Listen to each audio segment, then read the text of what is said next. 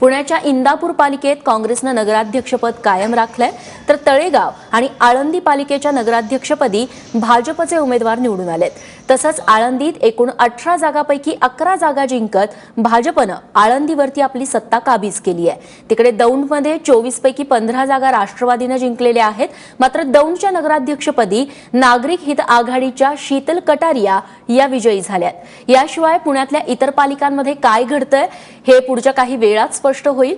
आज पुण्यातल्या 10 तर लातूर जिल्ह्यातील 4 अशा एकूण 14 पालिकांचा निकाल लागतोय।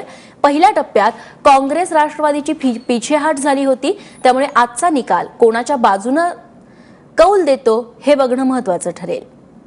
तेव्हा आतापर्यंत कोणकोणत्या पालिकांमध्ये नगराध्यक्षपदाचा निकाल लागलेला आहे आणि त्या ठिकाणी कोण कोण निवडून आलंय ते जाणून घेऊयात। लातूरच्या औसा नगरपालिकेमध्ये अफसर शेख राष्ट्रवादीचे निवडून आलेले आहेत नगराध्यक्षपदी, तर पुण्यात इंदापूरमध्ये काँग्रेसच्या अंकिता शहा, पुण्याच्या तळेगाव भागामध्ये भाजपच्या चित्रा जगनाडे यांना नगराध्यक्षपदी निवडून येण्याचा मान मिळालाय।